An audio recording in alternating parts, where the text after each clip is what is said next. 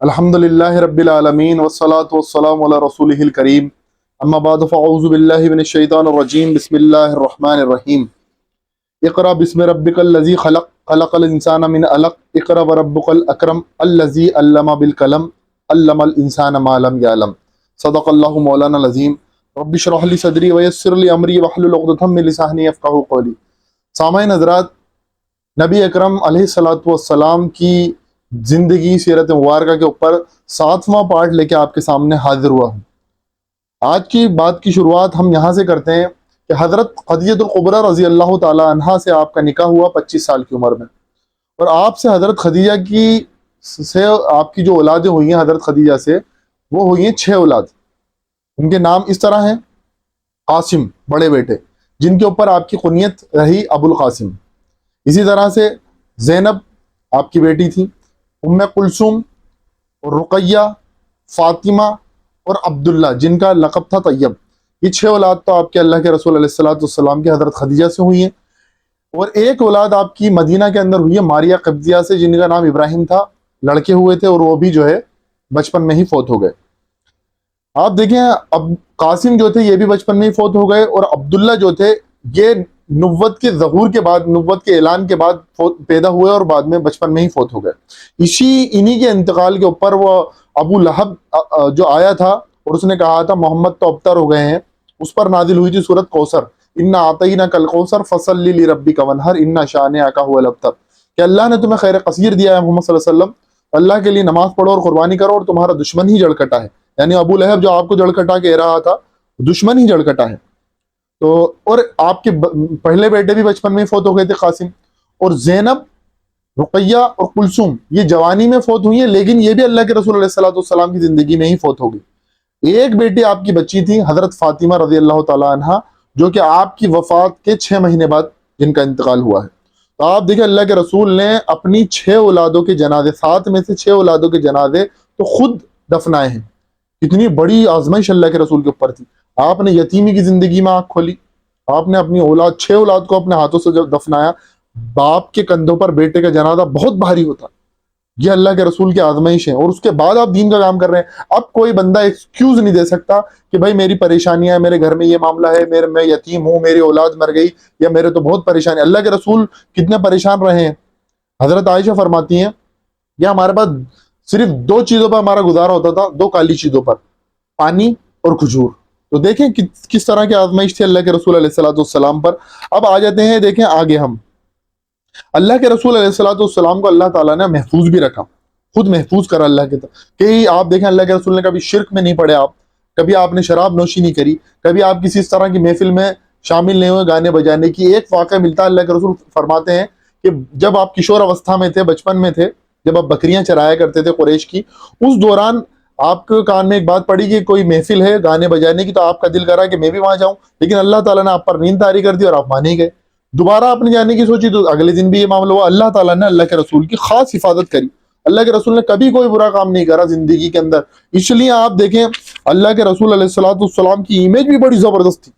یعنی جب اللہ کے رسول کہیں سے داخل ہوتے قریش کی محفل کے اندر تو آوازیں بلند ہو جاتی، جعل صادق جعل امین، کہ امین آ گئے ہیں، صادق آ گئے ہیں۔ امین جو آج کل کے امین نہیں، اللہ کے رسول امین، یعنی امین امانت دار۔ اب دیکھیں 37 سال کی عمر جب اللہ کے رسول علیہ الصلوۃ والسلام کی ہوئی ہے تو آپ پر ایک تنہائی طاری ہونا شروع ہو گئی، بیداری طاری ہونی شروع ہو گئی۔ کیوں؟ سماج کے اندر کی جو برائیاں آپ دیکھ رہے تھے، شرک ہے، شراب نوشی ہے، کنیا بھرون ہتیا ہے، غلام اور عورتوں کے اوپر ظلم ستم ہے، آپسی خانہ جنگی ہے، کوئی نظام نہیں ہے، اس طرح کی اور بے شمار برائیاں سماج کے اندر تھیں، بھوکمری ہے۔ تو اس اللہ کے رسول علیہ الصلوۃ والسلام ان چیزوں کو دیکھتے ہوئے آپ پر ایک تنہائی طاری ہونے لگ گئی کہ اس سماج کو کیسے سدھارا جائے، میرا سماج ہے، میرے لوگ ہیں، کیسے سدھاریں؟ کوئی نظام نہیں ہے، کوئی سسٹم نہیں ہے، سسٹم آف لائف نہیں ہے، سب اپنی اپنی مرضی سے زندگی گزار رہے ہیں۔ اللہ کے رسول علیہ الصلوۃ والسلام پر بیداری طاری ہونے لگی۔ ایک بات میں واضح کر دوں، غار حرا کے اندر اللہ کے رسول علیہ الصلوۃ والسلام پر جبریل امین آئے ہیں وحی لے کے، پہلی وحی، لیکن اس سے پہلے ہی وحی کی کچھ اشارات ملنے لگ گئے تھے۔ یعنی اللہ کے رسول علیہ الصلوۃ والسلام ارشاد فرماتے ہیں کہ میں رات کو جو سپنا، یہ غار حرا سے پہلے کی بات ہے، جب میں رات کو جو خواب دیکھتا صبح وہ سچ ہو جاتا۔ یہ کئی دفعہ اشارے اللہ کے رسول نے ارشاد فرمایا کہ نبوت کے ظہور سے پہلے بھی ایک پتھر تھا جو مجھے چلتے میں سلام کرتا تھا، آج بھی میں اس پتھر کو جانتا ہوں۔ تو یہ نبوت کی اشارات تو ملنے شروع ہو گئے تھے، لیکن اللہ کے رسول علیہ الصلوۃ والسلام پر جب بیداری طاری ہونے لگی 37 سال کی عمر میں تقریباً، تو آپ غار ہرا میں جانا شروع ہو گئے۔ خاص طور سے آپ رمضان کی راتوں میں غار ہرا میں جاتے تھے۔ غار ہرا جبل نور پر بنی ہوئی یہ غار ہے، جبل نور کے اوپر ستو اور پانی آپ لے کے جاتے کچھ وقت کا، کچھ 2-3 دن کا، اور وہاں رہ کے آتے آپ۔ یہ بات جو ہے مکہ کے اندر بہت پھیلنے لگ گئی کہ آپ پہ جو ہے بہت سے لوگ کہنے لگے محمد تو بہت سمجھدار تھے معاذ اللہ، اب ان کے اوپر جو ہے جن مجنون ہو گئے، یعنی جن کا سایہ ہو گیا ہے، یا کسی نے جو ہے جادو کرا دیا معاذ اللہ، ایک اچھا سمجھدار لڑکا تھا کیا ہو گیا ہے، غاروں میں جا کے بیٹھنا شروع ہو گیا ہے، گوشہ نشینی اختیار کر لی ہے۔ پر انہیں نہیں معلوم تھا ایک سیلاب اندر بن رہا ہے۔ تو اللہ کے رسول وہاں جا کے عبادت کرتے تھے۔ اب بہت سے لوگ کہیں گے ابھی تو شریعت نازل نہیں، عبادت کیا؟ غور و فکر ہی کرنا وہاں عبادت تھا، اس کو غور و فکر کے معنی کو عبادت کہا گیا۔ اللہ کے رسول وہاں جا کے غور و فکر کیا کرتے تھے۔ آپ کبھی کبھی لیٹ ہو جایا کرتے تھے، یعنی آپ 4 دن کا کھانا لے کے گئے تو آپ آئے نہیں، تو حضرت خدیجہ، اب آپ کی ایج کیا ہے حضرت خدیجہ کی؟ جب آپ سے حضرت خدیجہ کی نکاح ہوا، حضرت خدیجہ کی عمر 40 سال تھی اور آپ کی 25 سال۔ اب آپ 40 سال کے تھے، حضرت خدیجہ کتنے سال کی؟ 55 سال کی۔ 55 سالہ بڑھیا، آپ سوچیں ذرا، تصور کریں جبل نور پر وہ غار ہرا کتنے اوپر بنی ہوئی ہے۔ جب اللہ کے رسول علیہ الصلوۃ والسلام لیٹ ہو جاتے تھے، کھانا لے کے گئے اور لیٹ ہو گئے اور آپ آئے نہیں ہیں، تو وہ 55 سالی بوڑھی عورت اللہ کے رسول کا کھانا لے کے، ستو لے کے، وہ اس پہاڑ پر جاتی غار ہرا میں، اللہ کے رسول کو کھانا دینے آتی۔ آج کل کی بیویوں کی طرح نہیں کہ اللہ کے رسول کی جب حضرت خدیجہ سے شادی ہوئی تو اللہ کے رسول ایک بہترین تاجر تھے، بزنس مین تھے، تو آج وہ تانے مار سکتی تھی جی میں تو تم سے جو ہے نکاح اس لیے تھوڑی کرا تھا تم غار میں ہرا میں جا کے بیٹھنا شروع کر دو۔ آج کل کی عورتیں یہ تانے نہیں ماریں گی۔ اللہ کے رسول خدیجہ الکبریٰ رضی اللہ تعالیٰ عنہ کا مقام اس لیے بلند ہے، اللہ کے رسول بے انتہا محبت کرتے تھے، اپنی بیویوں سے سب سے بڑھ کے محبت، اور حضرت خدیجہ اب تک زندہ رہی ہیں 10-90 تک، آپ نے کوئی دوسری شادی نہیں کری، دوسرا نکاح نہیں کرا، اتنی محبت کرتے تھے، حتیٰ کہ اپنی بعد میں اپنی دوسری ازواج سے حضرت خدیجہ کی اتنی تعریف کرتے کہ ان کو کئی دفعہ تو یہ سوچتے کہ ان کی اب اللہ کے رسول ان کی تعریف کرنا بند کر دیں، چپ ہو جائیں، اب وہ تو مر گئی نا، لیکن اللہ کے رسول اور زیادہ تعریفیں کرتے، اتنی محبت کرتے۔ ایک مرتبہ کا واقعہ ہے کہ جب اللہ کے رسول علیہ السلام نے نبوت کا اعلان بھی کر دیا تو حضرت خدیجہ اللہ کے رسول کے لیے کچھ کھانا پکوان لے کے جا رہی تھی، کچھ بنا کے، جبریل امین نازل ہوئے اور جبریل امین نے نازل ہو کے کہا کہ جو حضرت خدیجہ تمہارے لیے کھانا لے کے آ رہی ہیں اللہ کے رسول، اور جب وہ تمہارے پاس آ جائیں تو ان کو اللہ کا اور جبریل کا دونوں کا سلام کہنا۔ اتنی بڑی بات ہے، جس کو اللہ اور جبریل سلام کہہ دیں اس کی تو وارے نیارے ہو گئے۔ اللہ نے جس کو سلامتی دے دی، اب وہ جہنم اس کو نہیں چھو سکتا، جہنم کی آگ اسے چھو بھی نہیں سکتی۔ تو یہ حضرت خدیجہ کا بڑا مقام ہے۔ آپ غار ہرا میں مقیم تھے، غار ہرا میں رہتے تھے، رمضان کی رات تھی جسے ہم شب قدر کہتے ہیں، اب تاریخ تو پتہ نہیں 21 تھی، 23 تھی، 25 تھی، 27 تھی، 29 تھی، تو اس وقت آپ غار ہرا میں تھے۔ جبریل امین آئے اور آ کے کہا محمد اقرا۔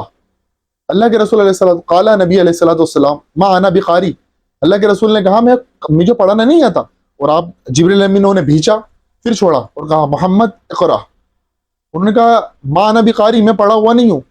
پھر 3 بار اس طرح کا معاملہ ہوا، پھر اللہ کے رسول علیہ الصلوۃ والسلام سے جبریل امین نے کہا اقرا۔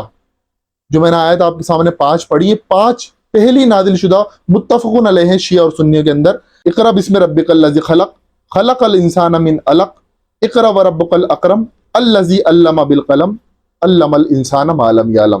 اس کا ترجمہ سماعت فرمائے، یہ بیان کیا پڑھو اے نبی اپنے رب کے نام سے جس نے پیدا کیا جمے ہوئے خون کے ایک لوتھڑے سے انسان کی تخلیق کی۔ پڑھو تمہارا رب بڑا کریم ہے جس نے قلم کے ذریعے علم سکھایا، انسان کو وہ علم سکھایا جسے وہ نہیں جانتا تھا۔ تو یہ آیت نازل ہوئی، اللہ کے رسول علیہ الصلوۃ والسلام بس وہاں سے نکلے ہیں اور آئے ہیں، حضرت خدیجہ سے کہا زمبلونی زمبلونی، مجھے اڑا دو، مجھے ایسا لگتا ہے کہ میں ہلاک ہو جاؤں گا، مجھے اللہ تعالیٰ ہلاک کر دے گا۔ بس اس کے بعد کی بات انشاءاللہ اگلی ویڈیو میں آپ کے سامنے رکھوں گا۔ آپ سے گزارش ہے کہ اس ویڈیو کو شیئر کریں، دوستوں تک شیئر کریں۔ یہ کسی سلمان خان، شاہ رخ خان کی زندگی میں آپ کے سامنے بیان نہیں کرا، آقا دو عالم، سرور دو عالم صلی اللہ علیہ وسلم کی زندگی بیان کر رہا ہوں۔ لوگوں تک شیئر کریں، کوشش کریں کہ زیادہ سے زیادہ اس پلے لسٹ کو لوگوں تک پہنچائیں، بہت آسان زبان میں کہ آپ لوگوں کو سمجھ میں آ جائے۔ اللہ تبارک و تعالی ہمیں کہنے سننے کے ساتھ ساتھ عمل کی توفیق عطا فرمائے۔ وآخر الدعوانا ان الحمد للہ رب العالمین۔